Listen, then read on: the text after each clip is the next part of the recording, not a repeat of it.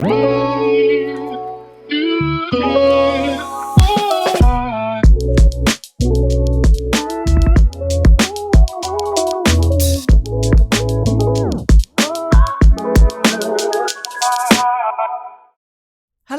and welcome to Real Menopause Talk, and it's season 5. So a massive welcome to those of you who are new here and a warm welcome back to those of you who are already friends of the show.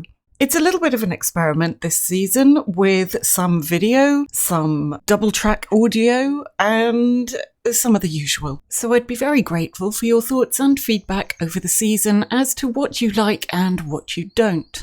Good and bad, just drop me a line, and I'll pop in a reminder at the end of the show. Our first guest, kicking off season 5, is Lavina Mehta, MBE. She's a mum of 3 and a relatively recently qualified personal trainer whose workouts and exercise snacks have gone stratospheric over the last few years, and she is using her powers for good.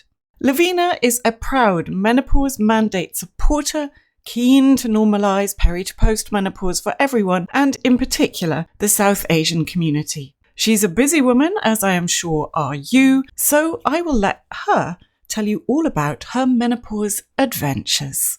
It is lovely to see you again. Thank you for taking the time to join us this afternoon. I know you are very busy. So to start off with, would you like to tell everybody a little bit about you?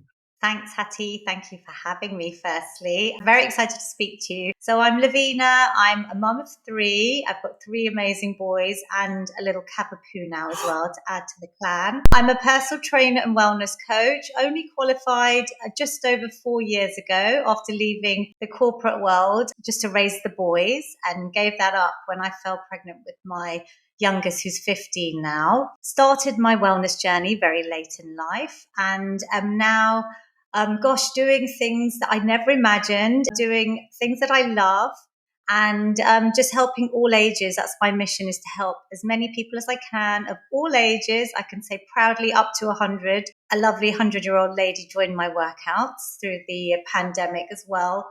And it's to feel good physically, mentally, and emotionally, and help us embrace life phases just like the perimenopause and menopause. Which we will absolutely come to very shortly. But for those who don't know, how did it all begin with you support every age, but your workouts throughout the pandemic in particular just took on a whole new life? Can you tell everybody a bit about that?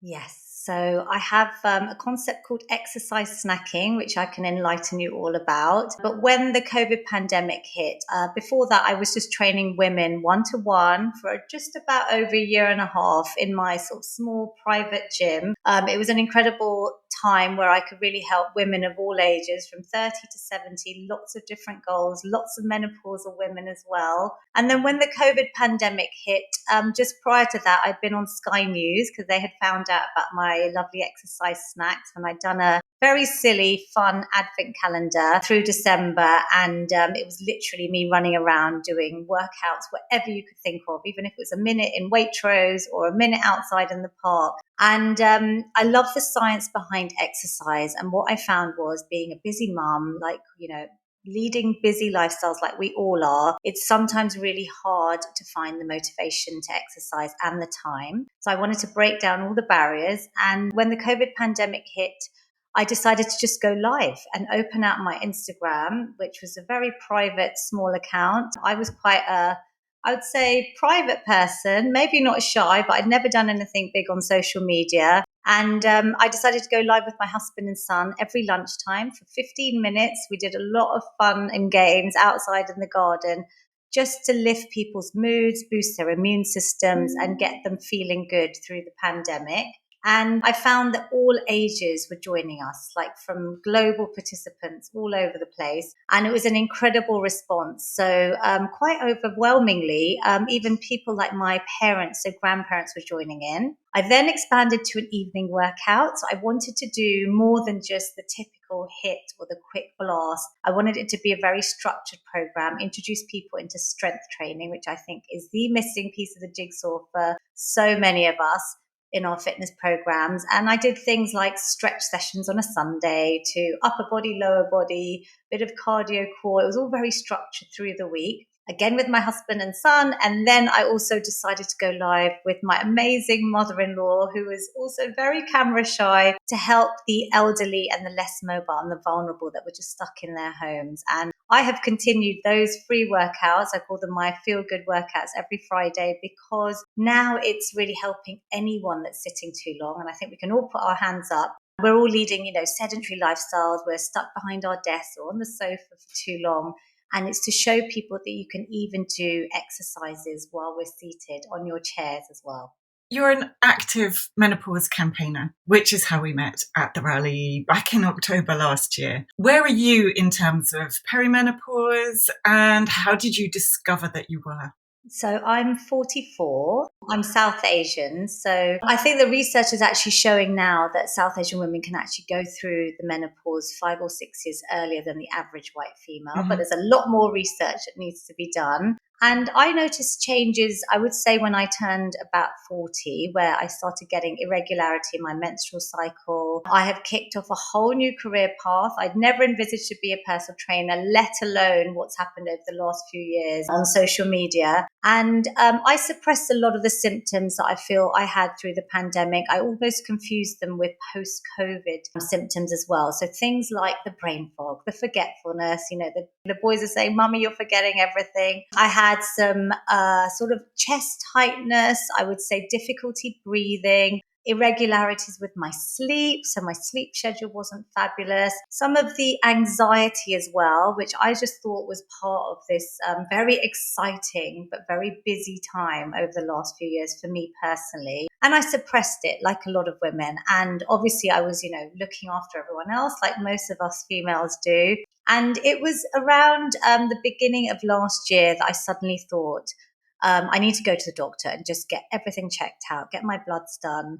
And I started thinking, could I be going through the perimenopause? Because COVID has happened and, I've kind of recovered from that. And I had lots of chest x-rays and things done, in the meantime.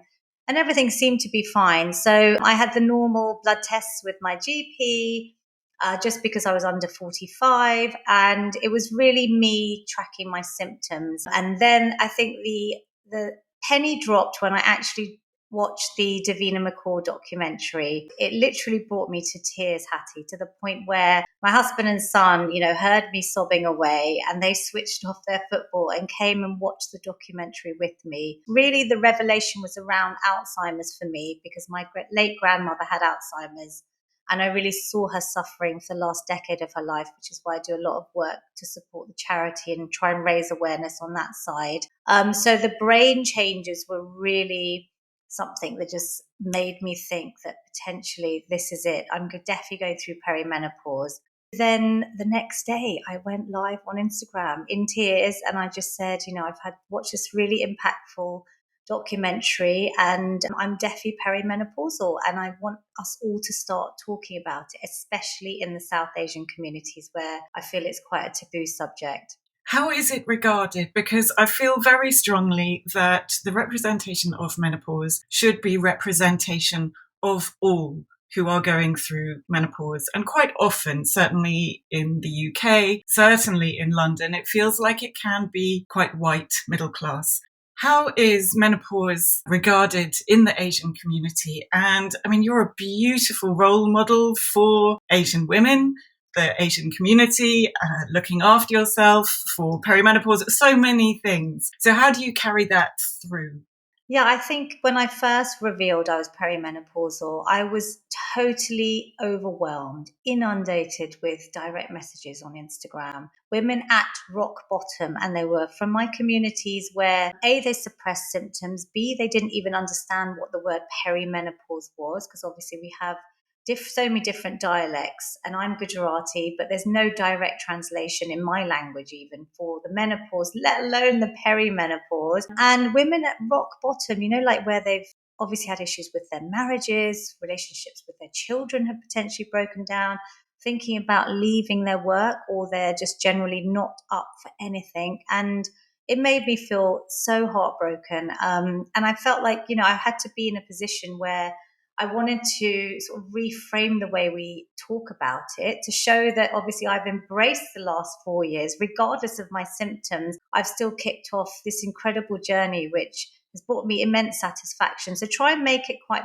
positive. So I don't want to scare people off, but also give them a lot of education, because I think our community, especially being South Asian, there's a general taboo around a lot of topics, whether it was lack of education around exercise, not talking about things like mental health. We don't talk about things like periods, sex, let alone menopause. So it was all, my goal was to try and start opening up, to start sharing, using my experience so that hopefully it's relatable to someone out there. And I'm very real, as you see, like no filters. I just try and be as real as possible. So it was really quite an eye opener to see so many women suffering. And that's why I'm very, very keen to keep campaigning, keep raising awareness, and keep sharing my story in the hope that it will just help someone out there. How is the conversation changing since you have opened up? I think it's brilliant. I mean, I think it's amazing. The fact that obviously women, there's been so many campaigners for so many years. Somehow last year, everything just came together.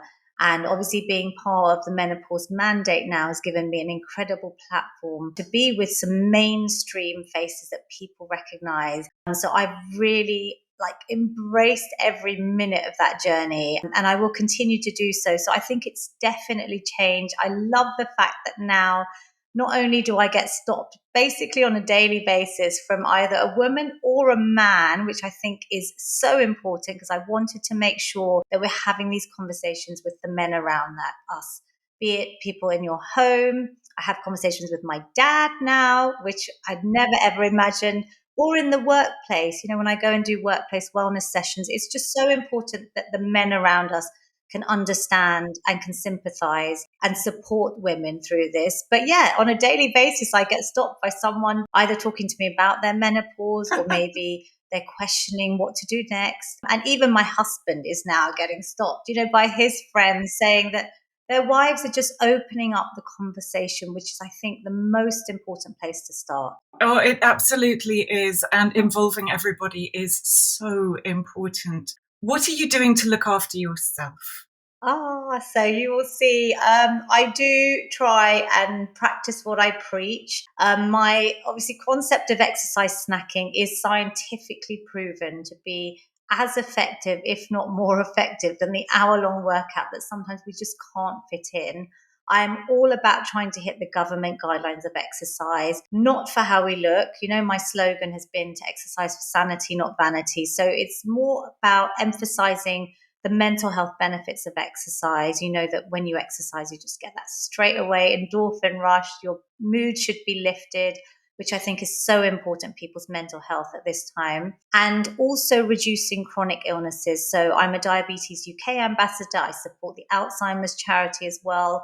I'm trying to make people realize that it's not just what you see when we exercise, but all the incredible benefits it's doing for our long-term health. And especially for women during the menopause, we know that we are at more risk of conditions like diabetes, heart disease, and osteoporosis. So it's the power of movement. And I obviously love lifting heavy weights, but I only started my fitness journey around 11 years ago. So I hope that's inspiring to people that, I was never into fitness as I grew up. And it's about finding something that you enjoy. It might not be heavy lifting for you. I would love people to incorporate some strength training in all their routines. But I try and do a mixture, a nice balanced, holistic approach. So you'll see my feel good walks daily on my Instagram stories, where I'm out in nature. And I feel like that's such a big part of my sort of therapy, self-care, as I call it. Yeah, I just try and fit it in because I'm busy as well. There's so many things I want to do and so many opportunities I want to embrace in life at the moment. But it's very important that we find that time for ourselves as well.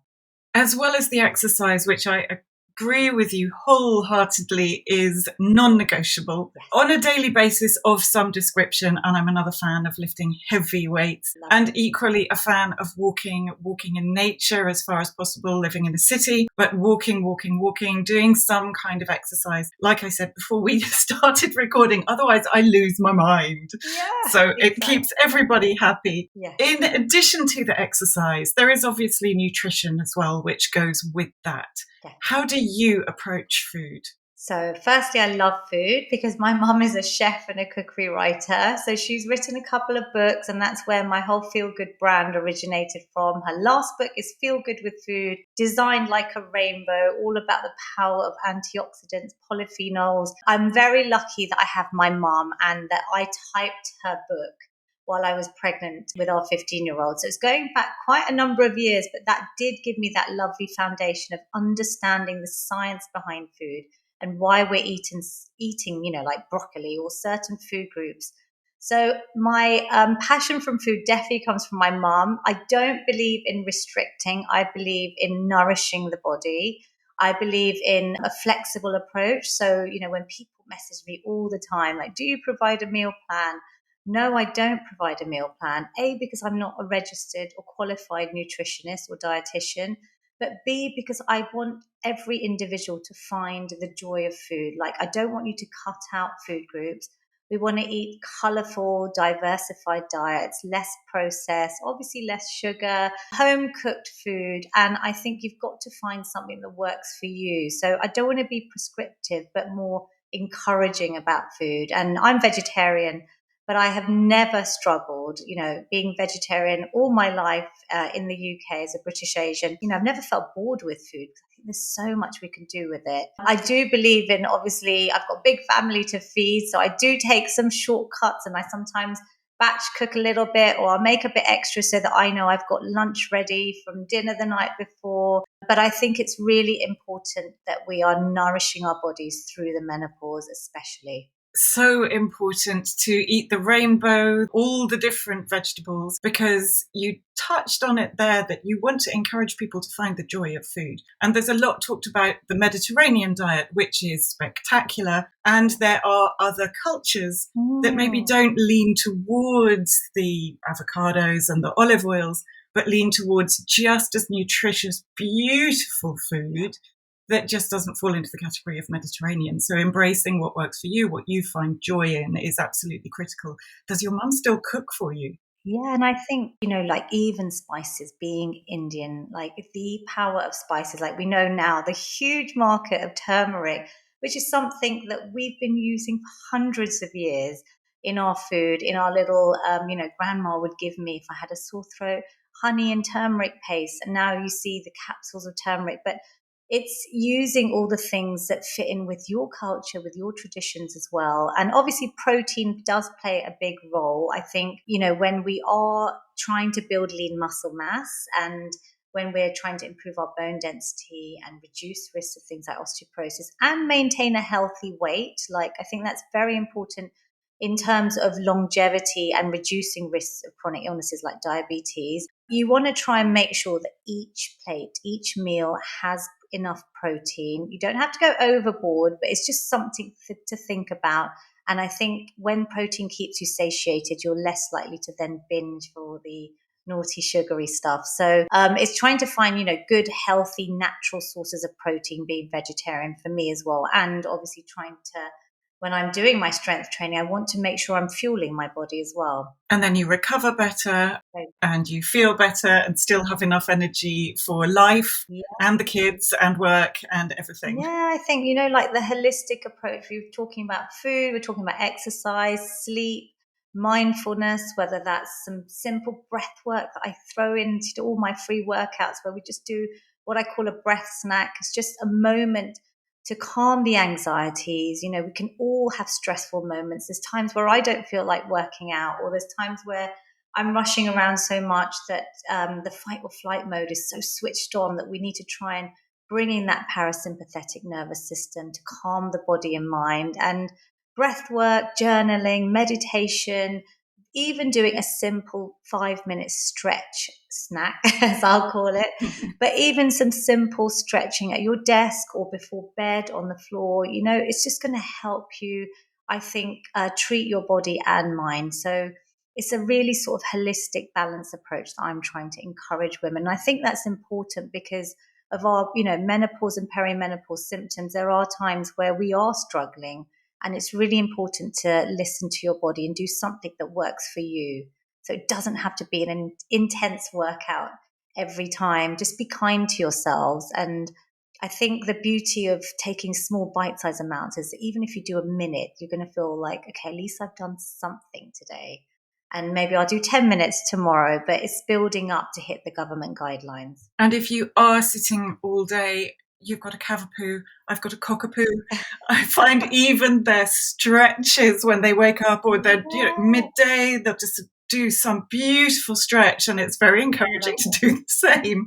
And you instantly feel better. So that's all great advice. What do you get asked the most?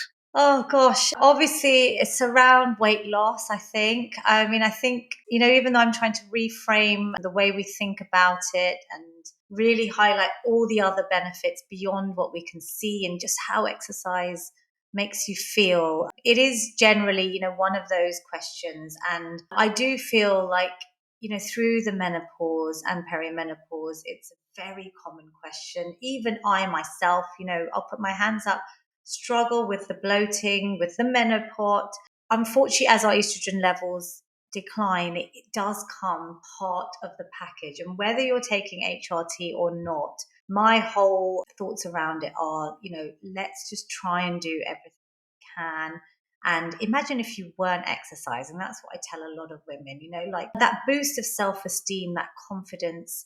And I think it's, ditch the scales. I don't really want women to weigh themselves that often. You do it monthly, do it, just don't get obsessive about it, or do it weekly, but at the same point, I would ideally say same point of every month, because obviously my menstrual cycle is still very up and down and erratic. But it's about, how we feel in our clothes, for sure. Just capture the mental health benefits, how you feel after a workout. Like I know you like lifting weights, but when I'm lifting those weights, I just forget about everything else.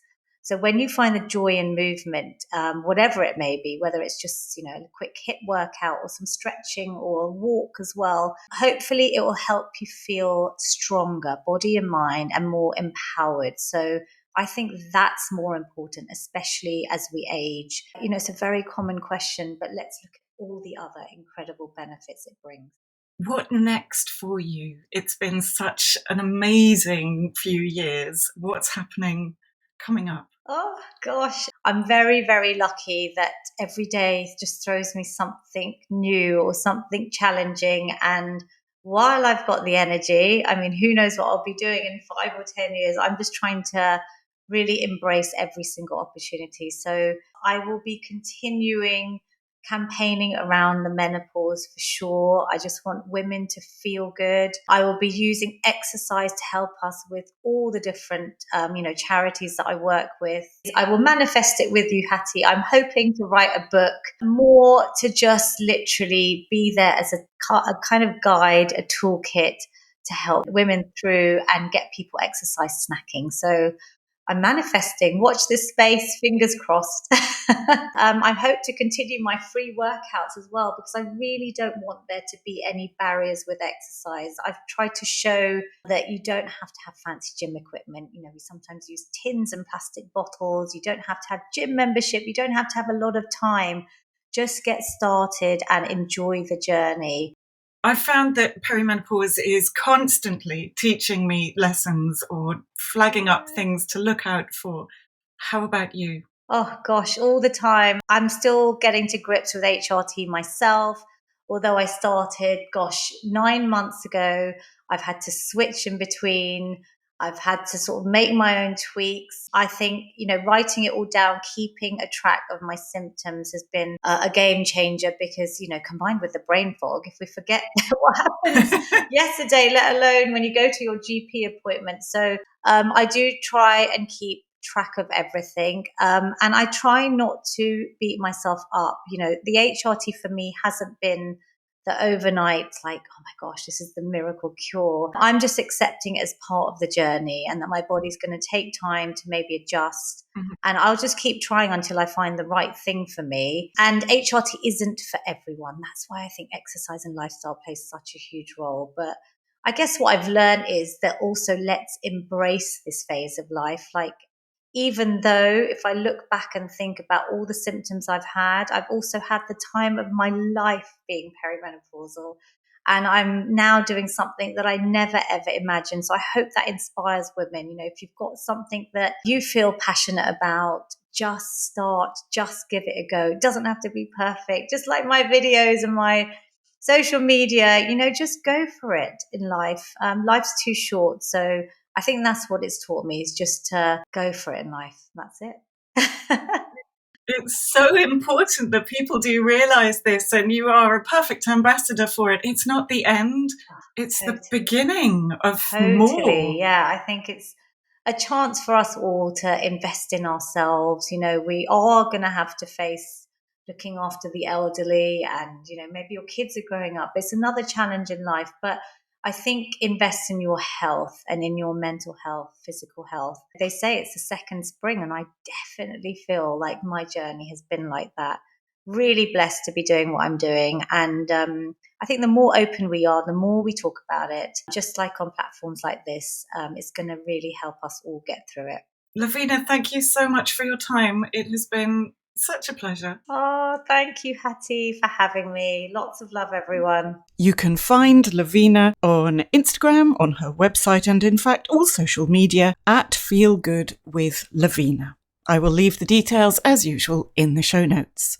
Just as a reminder, I would be very grateful for any feedback over the course of the season, whether different editing systems sound like they work for you. Obviously, you won't necessarily know what they are, but you will know which episode is maybe a little bit different. So good or bad, I would love to hear from you. And please do leave us a review, particularly on Apple Podcasts, as it does help more women discover us. Thank you all for joining us. And thank you for listening. I look forward to seeing you in the next episode.